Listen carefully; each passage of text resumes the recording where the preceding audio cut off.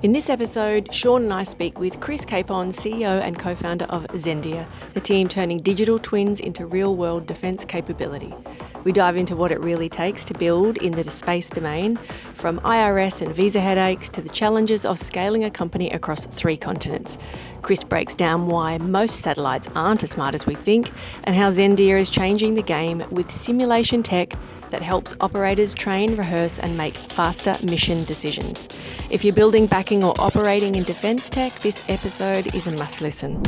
Welcome to the briefing room. Whether you're in defence, investing into the future or simply curious about how great ideas become reality, this is your mission briefing. Let's get started.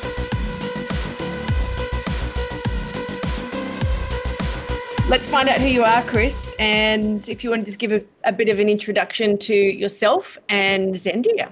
So my name's Chris, CEO, co-founder of Zendir, formerly Nominal Systems. I guess jumping back a little bit, our story really started a bit over a decade ago when myself and my co-founder were helping build missions, satellite missions at UNSW Canberra, the Australian Defence Force Academy.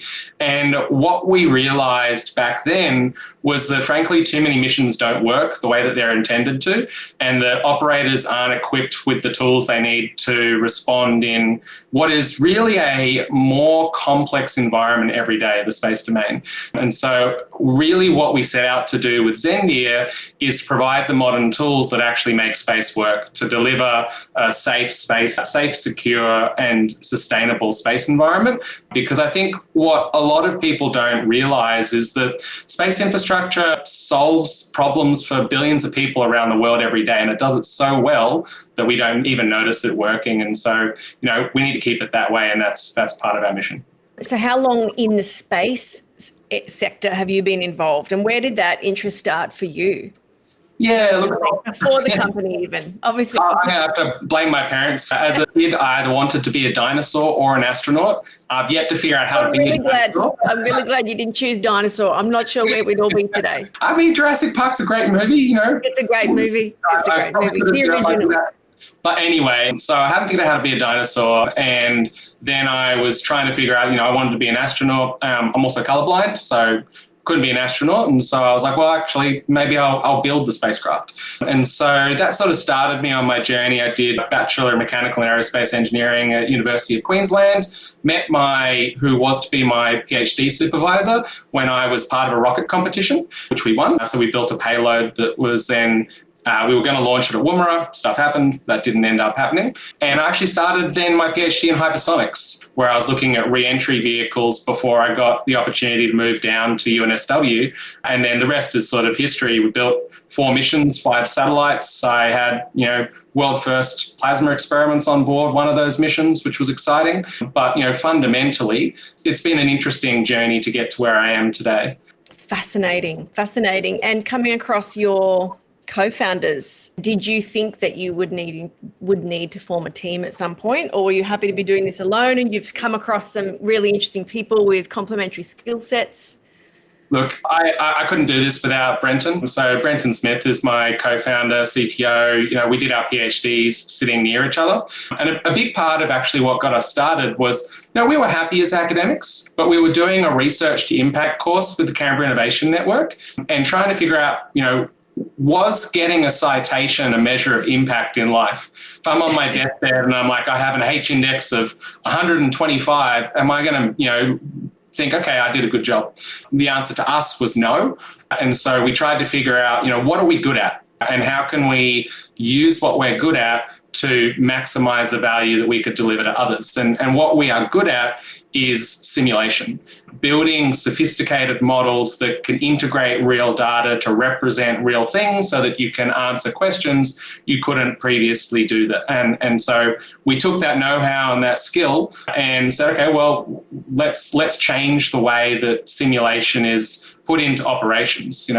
One of the pain points that I've seen amongst myself and colleagues is often simulation tools overpriced, frankly. Companies try and get the maximum amount of money out of someone at a design or test phase, where our philosophy is that we believe that simulation's value really starts when you bring it into operations. when you take that model and you can use it to reflect a real asset. And, if it's a car, when your car's tires need to change or when the engine needs a tune-up. When you're working in the space domain and all you've got is like an Excel spreadsheet to work out what on earth is going on, it's models like what we build which can ingest that data to turn it into an actionable piece of information so that you can ask better what-if questions, which, I think really move the needle. Steve always talks about space. He loves space because there's so much of it and there's such a big opportunity there. A lot of it we haven't discovered yet, but in terms of looking at, it as a threat or as a live attack service, and you're building things to enable us to have a better insight and operate there. Can you paint us the picture in terms of the digital, talk us through for anyone who's not sure about what a digital twin looks like? So I guess before digital twins, I can give you a little bit of insight into the space domain. I came up with this analogy recently to try and help, government understand the value of space, but I think that it's true, which is that at the moment I think we're in the middle of one of the largest land grabs in human history. That I think what people don't realize is that yes, space is big, but not all orbits are equal. That some are better for comms satellites so that you can hop on your phone and talk to someone, and others are better at imaging so that you can get better business intelligence or national intelligence. And at the moment, all of the waterfront properties are being taken.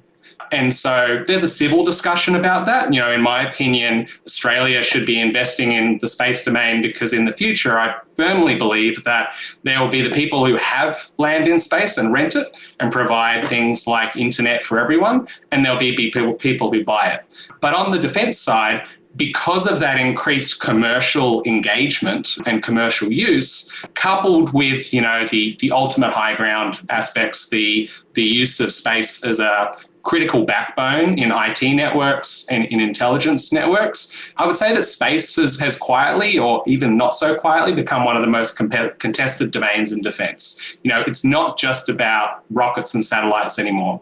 Every critical space asset, whether it be navigations, communications, weather, IS, intelligence, surveillance, reconnaissance, connects to Earth through networks that can be jammed, they can be spoofed, they can be hacked. And so that means that the space domain isn't just about space anymore, it's about space and cyber. And that there are more people trying to do more things, that there are lower barriers. You've got a wider number of people using space, whether you're a state actor or whether you're a university group. I put spacecraft up in orbit, I've helped do it.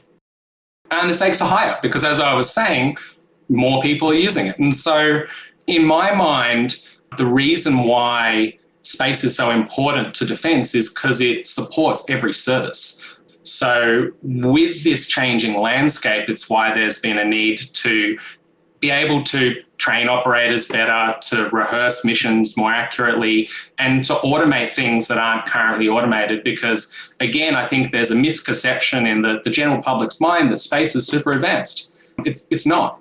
The hardware is pretty advanced. There's some really cool stuff that people put on there, but software, satellites are stupid, straight up. There's pretty much no automation. Their hands are held doing every task. And that just isn't sustainable as we look at, not putting just a couple satellites, but hundreds and thousands that need to work together. So that's sort of, I think, giving a bit of a scene setting for the space domain and why it's important. You mentioned digital twin. Fundamentally what we do, the enabling technology that we have at Zendir, is a digital twin architecture. Digital twins are really about bringing simulation into the cloud and connecting it with all the IoT data that everyone put on things. So, there was a craze for quite a while. You put sensors on stuff and then you collect that sensor data into a dashboard and great, everything that's going on. The problem is data is kind of useless. It's only when you put that data in context that's useful. And so a digital twin is about taking data, putting it into a simulation model so that you can then take that model and use it to ask better what-if questions. The interesting thing that we found recently, though, is that we've been also connecting those digital twins to your equivalents of ChatGPT, the large language models. And really where I think one of the futures of that we're seeing, or the future opportunities, is using these AI tools powered with digital twins to ask your car how it is in the morning and when it's going to need more fuel. Same for space, and we'll keep the discussion on space today. Yeah, gosh, I have a lot more questions based off that simple reference there to even, we haven't even gone here yet in terms of, I'm sure someone has, in terms of digital twins using AI data to anticipate the needs of our cars. And I'm sure there is lots of business models being built right now that will take us there. So for the everyday person who's getting their head around utilizing digital twins to be able to simulate missions, to provide a cost reduction in training or reducing risk in missions, what are you doing right now in some of these environments that can paint the picture of the power of what you've built? Core thing that we focus on right now is training and mission rehearsal with these digital twins. The analogy I'll give at the moment is that space operators are typically taught astrodynamics, but they're not really taught how to actually operate a spacecraft. If you were learning to fly a plane, you would be taught aerodynamics, but then you would also be taught how to fly the plane. And so what we do with our platform is we can provide training. So as an example, we run Space Cyber Capture the Flag events. And these out-of-the-box events with some pre-configured, so the Space Cyber events are sort of out-of-the-box events where the focus is really on providing something that can help you upskill on what happens if, and what does it look like if your satellite gets hacked. If you need to decode your data, if you're getting spoofed, if you're getting jammed, what does that look like? How can you respond? And then how can you have a learning loop that lets you make changes to your processes so you can try again? And so as an example, I think one of the most impactful examples of this for me is what really got us going at Zendir is we won a contract to support UK Space Command. So we provided a design, test and training environment under something called Project ArtSim to support operators of something called a STARS or public domain. And as part of the handover, where I needed to train the people we were delivering it to, we hosted a workshop. And that workshop, 3-day workshop, first day was mission design, where you could use our tools to get into the sensors, the flight software, to change things, to build a realistic mission that could behave and respond like a mission. And then the next day, we split them up into teams where they had to compete in a joint simulation environment using their ops tools and virtual ground stations to try and actually fly the satellite. And we gamified it. They were incentivized to downlink data from their spacecraft, to take pictures from places, to send signals. And the thing that stood out to me the most is that halfway through the activity, one of the teams calls me over and says, "Chris, your simulator's broken. My satellite's missing data. It's pointing the wrong way. Fix it." The other team on the other side of the room is just giggling. They're having a great time because they found a backdoor that we'd left in the ground stations, and they had gained control of the other team's spacecraft, stolen data, and then were overloading the command buffer so that you couldn't actually do anything as the operator of that asset. Now, that was fun. It was an engaging activity, but the most powerful thing to me was the discussion after, where we had a conversation saying, "Hey, that wasn't good." It was hard to work out the difference between something breaking and something that was a malicious action. And so I think that's a really nice example of the value that we're delivering through these training or mission rehearsal activities that we do today. The difference with mission rehearsal being when we integrate with the customer's infrastructure, we help them replicate their real missions, we connect the data feeds to become the digital twins, because until a digital twin has data in it, it's just a simulation. Yeah. We also do other things on the automation side, but I'll stop for now. So who else is doing what you do, Chris? Yeah, look, so it's an interesting question. There are a range of companies out there who look at simulation of the space domain, and I put them into two broad categories. One, dots in space companies, which is the vast majority of simulation tools out there, because the historic challenge has been trying to work out if you're going to collide with someone, where the name of the game today is really about maximizing ROI for the mission you're trying to do, or being able to respond to a tactic that you haven't seen before. The thing that I've noticed is that there's a couple companies I can think of that have built in-house simulators, but no one is really taking the approach that we do towards taking those simulations and applying them to training and mission rehearsal, and then thinking about not just what you can do with a design tool, but also how you can connect it up to these automation, these advances in AI, whether it be, Brenton, if he was here today, would be talking about some interesting work we're doing with AI agents. So having an agent control our simulation models to learn how to fly, through to there's a company using our platform to test approaches to federated learning, where each of the satellites is learning what ships look like in orbit, and then it's sharing that learning across the network of satellites. Going back to where we were at in terms of who else is doing this. Yes. So obviously we're still at the very beginning, right? We are at the very beginning. I mean, you're playing in this space. You have customers who need this. Mm-hmm. Who are these customers, and what are they looking to do that your technology enables them to do what they do? So it's been interesting, actually, because when we started out, we thought our customers were engineers, and that's because I was an engineer pretty much. So was Brenton. And we had problems that we'd experienced, and we knew that our peers were experiencing. Every company, whether you're in the space industry, whether you are providing a component like flight computer or a thruster, or you're a system integrator, has a simulation. So every company in the space industry could be our customer. What we found, though, was that engineers make poor customers. And I should have realized this. I make a horrible customer. We are busy people. We think that we can build everything ourselves, and we have a complicated tech stack already, and we have no purchasing power. What we realized not too long ago, actually, was that our true customers were operators. Operators, while they can vary in seniority within an organization, they're the ones responsible for executing commands on spacecraft and making sure that things actually go to plan. They're the ones that sit at the coalface, and when things are going wrong, they've got to figure it out and make sure that the spacecraft remains healthy and it works. And so it's why what we've found recently is growing traction in companies who have or are about to launch missions, who are starting to wonder about, oh, wait, I've got operators. Have they seen all the things that could go wrong?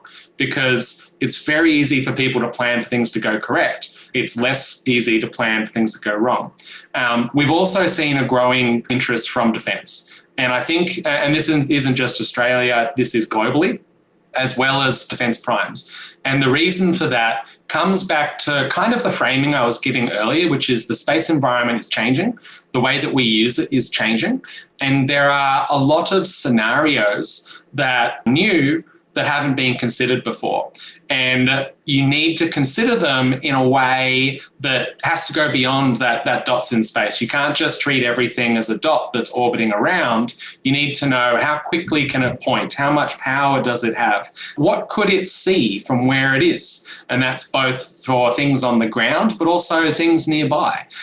And so that complexity is driving a lot of interest in what we do. The other niche that we've found is really space cyber. So we've run space cyber capture the flag events across the UK, in the US. We hosted the first ACT Space Games in Canberra, which we're looking to grow into a national program to try and upskill the industry. There is no one that I know that does and has the capability and specialist knowledge to deliver the space cyber training activities that we do. So that's been a really interesting thing for us as a company. And quickly on those space games, what's involved there? And obviously this is something you created because you are seeing a lack of educated individuals in this area. Yep. So you've created something to harness those skills, upskill them, educate them, with hope for talent, right? This is a resourcing. It's a talent thing. It's also, I'm a firm believer in show, not tell. And the challenge of a simulation company is it's very easy to say a lot, to talk the talk, but can you walk it? And so one of the reasons why I wanted to run these events was also to prove that we could actually do what we say we can do. And when someone sits down and they experience it, they're like, oh, okay, no, this is valuable. And it comes back to that story I was telling you earlier of the space cyber activity we ran for the defence project we were doing with UK MOD. It was incredibly impactful after, and they were like, oh, wow, okay, now I really understand what you've actually delivered to us. And so what these space cyber activities involve is it is a mix of learning. So a CTF in the cyber world is kind of like an Easter egg hunt. You've got little bits of data that are spread across some sort of network, and you provide a story about what you're doing. When you add the space layer in, you're just adding in some space Easter eggs that you're going to hunt for. And that's a very simple way to describe it. And we have a range of them that go from easy to very hard. Now, easy might just be downlink the data from your spacecraft and decode it. Whereas hard might be that there's some sort of signal that's jamming you nearby in orbit. Figure out where that is by controlling your spacecraft with whatever means you've got to communicate with it, and then figure out how to resolve that issue so that you can continue doing what you can do.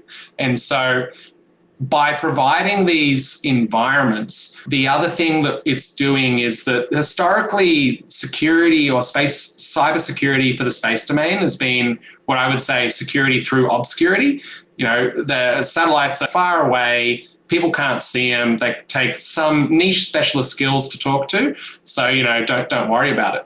Number of cyber incidents in space growing every day. I know of 2 companies who shall not be named who bought the same flight computer, and they were both launched from the same launch vehicle, and they accidentally logged into each other's spacecraft. Unacceptable. And this also comes back to a wide range of stakeholder experience. The commercial space industry, your university groups, likely have little to no cyber planning for their spacecraft. Your defence customers are much more experienced with cyber, but that does vary as well across your defence organisations. And so the other problem with cybersecurity in general is that people tend to be reactive and not proactive. Now, in space, we don't really have the option. We can't afford to be reactive. What if that university group's satellite, which is unsecure, has propulsion on board, someone gains control over it, and then uses it to threaten to ram into someone else's spacecraft, equivalent of ransomware for space. I'm not saying anyone should do that. That's a bad thing. But, these are the risks that need to be mitigated against, and why I'm of, again, the strong opinion that the space industry needs a bit of a change in the way that we approach training for operators. Again, you can't be a pilot without being certified that you're a pilot. I would say that the space industry needs to move towards a direction where you need to be certified to be an operator, so that you've got the training.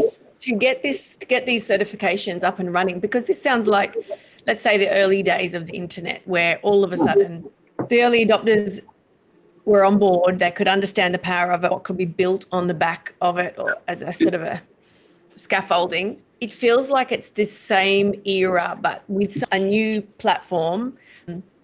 I would say it's less the early days of the internet and more the early days of the airline industry.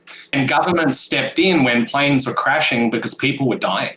Now, people aren't dying in space yet. What's it going to take in space? Are we going to have some incidents before it starts being more regulated? Look, it is getting more regulated now. There are indications of that happening, but a lot of that regulation was kicked off by the Iridium Cosmos collision about, 10 years ago now, when 2 spacecraft hit each other, created debris. That's why a lot of focus is around debris creation.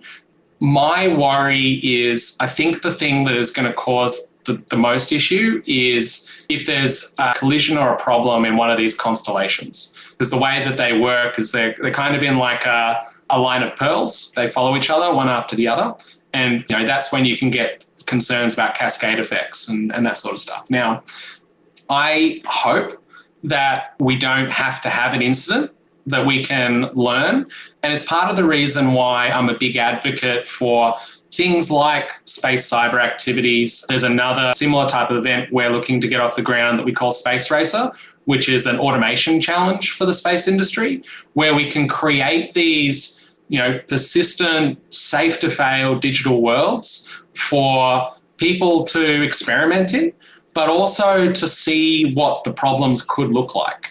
If we can get operators, thousands of operators, playing effectively a game, an automation game, an automation challenge, and something goes wrong and there's debris everywhere, the space domain is unusable, we have to shut down the game, that is a great result that we can use to show government, to say, look, this is what could happen, this is what we need to do to stop it. Okay. So again, we're still building out that talent pipeline, and it's education with inaction, which will be preparing people for the future of being able to do this in space in real time. Yeah, it's an exciting industry to be part of, simply because there's so much changing every day. That has a whole range of challenges associated with it, but there are people who are going to have jobs in the future that don't exist today around how we manage ourselves and manage the space domain. And we need education for that. We need training. There are a lot of unknowns, but one of the things you can do with simulation is that you can start to answer those unknowns. Which is really exciting, and where you're positioned, right, to be able to be sitting in the right place at the right time with the tools and the knowledge and the experience to be able to navigate those next steps. Can you take us a little bit into, let's say, 6 months down the track, 6 to 12 months down the track, the stage of your company where you're at now? What are the biggest challenges you're facing today that you hope to have navigated through in the next 6 to 12 months? Yeah, look, I think we were talking about this, a little bit before the call. One of the challenges that we have is that, we're expanding at the moment. We've just opened a US office. We're looking to open a UK office, and that is driven by the traction that I've talked about with both defense and commercial companies. We got growing pains, managing. I have learnt a lot recently about visa systems, about corporate structuring. Personally, those are the challenge I'm hoping to get through in the next 6 months. I thought I'd already be through them. But for the business, I think we've got a couple key challenges and opportunities. There is a speed to market aspect. And one of the things that we are targeting in the next 6 months is a in-orbit pilot with a constellation partner, demonstrating not only the application of our digital twinning capabilities with live mission rehearsal, so real assets, but how we can leverage those digital twins to automate the management of fleets in a new way. So that on a technology side is something we're really working towards. And then the other side is working out how we transition the way that we do business, because historically, and this is a classic founder journey, it's founder-led sales. Myself, Brenton, travel the world, meet people, build our network, find partners and opportunities. And that's great. It's a lot of effort. And in fact, what Brenton's doing right now, but it's not scalable. And so the other thing that we're really working hard for the business is to transform that approach to be more like the space cyber activities that we do, more of the space racer concepts. Make it easier for anyone to use our software to answer questions they couldn't before without having me to be there in the room holding their hand. If I can get that even partially done in the next 6 months, I'll be very happy. So, Chris, on that specific point, what can we do at Beaten Zone, and how are you able to leverage other channel partners like the Lockheed Martins to do exactly that? Yeah. So, look, I think one of the things that's been really great working with Beaten Zone, we are a dual-use company. We've got civil customers and we've got defense customers. The way that you work with defense is be trusted.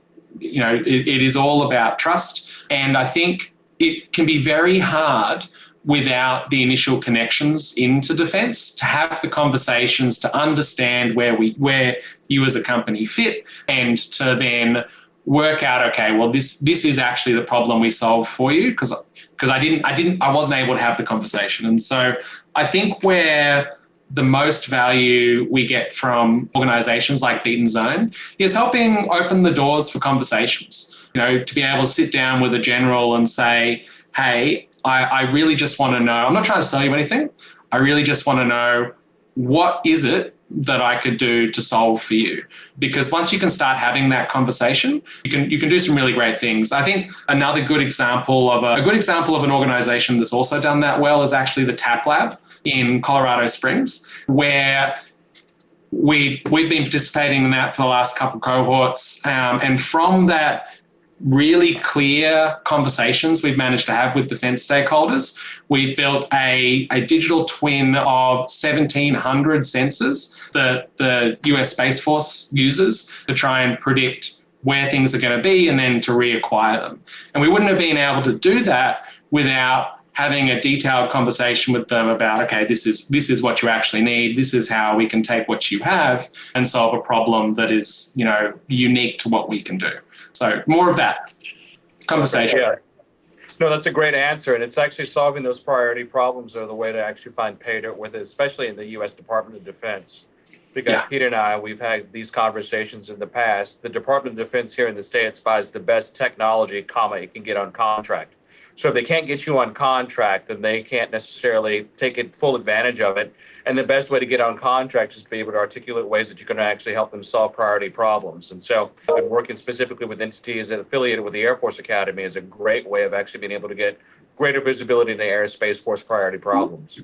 And you just have to look at, so let's take the US, for example. You can look at the US priorities with the OTTI, the Operational Test and Training Infrastructure, with the NSTCC, the National Space Test and Training Complex. The US, I would say, is the most mature country when it comes to space operations. And even they are investing heavily in the training and mission rehearsal tools because the landscape has changed. And, that's why they need the sort of things that we do.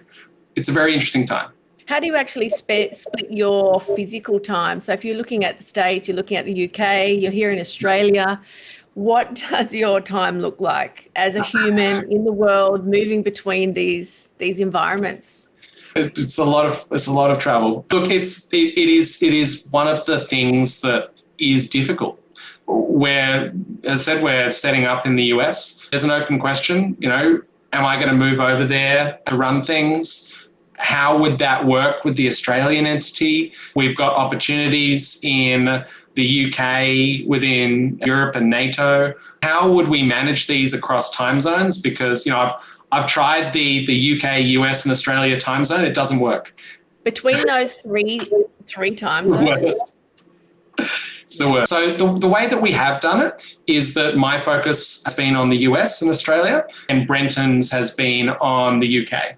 We'll need to figure out how we can scale that, how we can hire the right people. And the challenge there is trust. At the moment, we're a 12-person team. In 12 months' time, I think we'll probably be a 20-person at least team covering more regions. But look, I don't have a solid answer. If you can tell me how I can cover those time zones and also get to sleep and have a life, that'd be great. Because that's, I think, one of the hardest challenges as a founder is that you're invested in what you do, and it can eat up your life if you're not careful. You are the digital twin expert, right? So if you can digital twin yourself, I'm sure that it would be the most in demand thing in the world, because everyone always says, how can I actually duplicate myself? So if anyone can do it, I've got faith in you, Chris, and the team.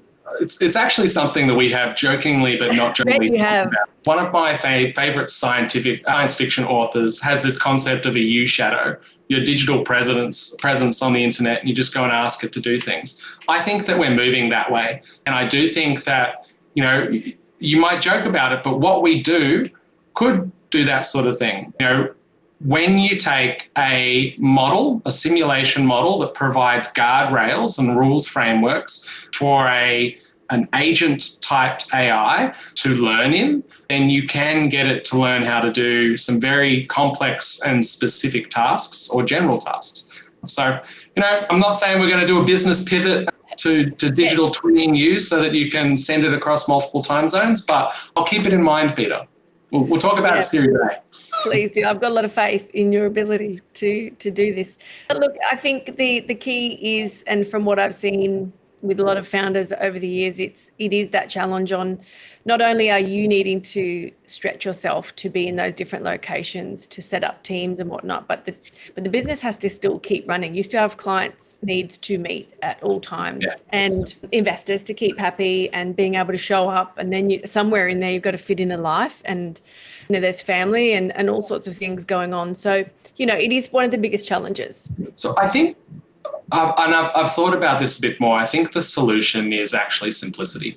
I think that one of the things that we're doing as a business right now is narrowing our focus, because we found something that works. And when you're at an early stage startup, I would say that's the hardest time, because you're in spaghetti mode. You're throwing stuff at the wall, you're trying everything, you're very spread out, and that you don't have the size to be able to spread out like that in a sustainable way. And so what I expect we'll do as a business is focus in on where we're building traction, aligns as well with our sort of strategic direction. That'll let us execute, grow revenue, get to that next inflection point where we can start to widen our focus again. But I think that's the only real answer. You simplify. You have to simplify. Otherwise, you burn out. Agree. Can hard agree on that one. Before we sort of wrap up, I want to ask just a few more defense related or specific questions in terms of, I did touch on a little bit in terms of what you're looking ahead towards, but in terms of the technologies that some key defense leaders or people in the space need to understand for the next decade. You touched on it a little bit, but can you just reiterate for us, if anyone defense related leaders are looking in this space in particular, what do they need to know? I think that the world had its eyes opened by ChatGPT. I'm not saying that ChatGPT is the thing they need to look at. And frankly, that technology was already there, like the underlying thing that powers it. What it taught us, though, is that the interface that people want with their data is a language model. To be able to go in and, type a question and have a conversation with your HR documents is one thing. But where I think the world is going, where I think defense will need to be thinking about, is it's using those interfaces to talk with their assets that are in operation, to be able to ask questions like, what is the best way to deploy the assets that are currently out there? Do I have any soldiers that are tired? There is some interesting work in taking data from wearables that soldiers wear, incorporate that into models. But again, the challenge with a lot of those things is that there's too much data. And what these tools really do is let you really quickly distill down and understand and interrogate the value that's in that data. So I would say to those defense leaders, it's to focus on what you can do when you bring together the data you already have with those models, because they've already got a lot of data. I know that defense assets, there's ships, for example, they have a whole host of sensors put over them. Half of them aren't used because they're provided by different vendors. Well, now you've got a great curve fitting tool. That's all AI is, to bring the data together. So do that. The other one that I would say is these federated learning models. So federated learning model effectively is take that curve fit, that thing that the AI is doing, and you communicate just that curve fit. That's a really efficient way and can be a secure way to push data around through networks, because you're sending the learnt information and the learned curve and not the raw data. That can help with some security aspects, but it can also be much more efficient on your comms pipelines. So those are the two things that I think I've seen that are most interesting. Obviously, I live in a software space, so those are the technologies that I think about and that I know aren't hype. Like that's my. I'm sure defense has a challenge that there's lots of buzzwords. There's lots of things that people talk about, and you're like, okay, is that just marketing speak, or where is the real value? It's like blockchain. There's some amazing and useful applications of blockchain, but if you hear it from everyone, it devalues what it is and you start to think it's not valuable. So I would just sort of, again, stress, you might get tired of hearing the word AI and agents and all of that. Try not to become too jaded by that, because there is real value. Yeah. Spot on. And I think also too, with regards to the sensor fusion, you bring up an excellent point with the proprietary sensors. I think firms like yours have the ability to go ahead and actually bring together a lot of that information, and to be able to go ahead and give it to departments of defense and intelligence to say, hey, you've invested these billions of dollars in these legacy platforms. We're going to actually help you better utilize them by giving you this integrated environment. So it's actually what we're looking at the moment with the automation layer that we're building. So our products in market today are around training, mission rehearsal, and for system design. We're working on a sort of an N8N or Zapier type offering that acts as a middleware that can bring together your disparate tools, whether they be your command and control infrastructure, your data tools, because defense has exactly that problem. I was talking to a senior person the other day that was saying, look, all of our systems were built 60 years ago. Any automation would be great, but we can't change anything. I essentially said, well, that's fine. You don't have to change anything. You've got, we can put something in between where the data is, and now we can automate that stuff, and that'll save you X time, cost, dollars, or risk. So I would totally agree. We're working on it. So much opportunity. Which sandpit to play in is the question, right? Well, I'm really glad you chased down the affiliation with space, or the future vision of yourself, opposed to the dinosaur one. Look, I'm sure you both would have ended up in the same spot, but I'm excited to see what you're going to do next, and so is the entire Beaten Zone team, to be honest. We're very happy to be on board your mission. I have a question for you though, to wrap up our conversation, and it came from a discussion that I had yesterday on the podcast. We're talking about key books that change your life, or key books that made you think a different way. Do you have a standout book that you read at some point in your life that either changed your thinking or set you onto this path where you are now? I read a lot. I read quite a lot. Mostly non-fiction. So fiction. I wish I read non-fiction more. I would say that there have been some really inspiring science fiction books from the 1960s, actually, that have driven me to think about ways that we could do things that are, back then were science fiction, but are entirely possible now. I think the thing I like about those books, and I can't think of a specific one, is that they're less fantasy in space and more thinking about a world that could be. So, I think we have an opportunity to make some of that stuff happen. In terms of sort of the non-fiction side, one of the books that I do think was good for me to read, it's a bit of pop non-fiction, was Thinking Fast and Thinking Slow. It was a really interesting book to diagnose your own responses when approaching problems and stressful situations. And the other one that I thought was really good was Thinking in Bets. And Thinking in Bets is all about putting a framework around confidence. If someone says, I think something could happen, and you say, okay, well, would you bet on it? How much would you bet on it? And that bringing that tangible aspect back in causes someone to hesitate about their assumptions and say, well, actually, I'm not that confident. And they're conscious with their work, like what they're putting out there, really. And would they back themselves into that opinion or whatever it might be? Yeah. That's awesome. I do love those. Well, the concept, and we spoke about this in the previous podcast with the founder who set up the social enterprise, and we talked about science fiction and basically, are we just living in this world now, this simulation that was written about in all of these amazing stories? So the answer is yes. Hopefully not the apocalyptic ones. But there's some science fiction is an opportunity for us to think about a world that we would like to live in and then make a story about it. And, being able to farm using space to optimize, where you're going to put fertilizer is very science fiction only, a decade ago. So we just need to keep on pushing the envelope, and science fiction writers can continue to inspire the engineers and scientists to figure out how to make it happen. because I think that's what's been happening. 100%. 100%. So excited for it all. Chris, thank you so much for your time. It's been an interesting hour. But I really appreciate your time. I know you're super busy. Same with you, Sean. Thank you for dialing in from a whole other time zone. But we shall continue these conversations, hopefully in person next time. That'd be lovely. Face-to-face. Thanks for joining us in the briefing room. I hope you enjoyed this conversation with the people shaping our national security and future capability.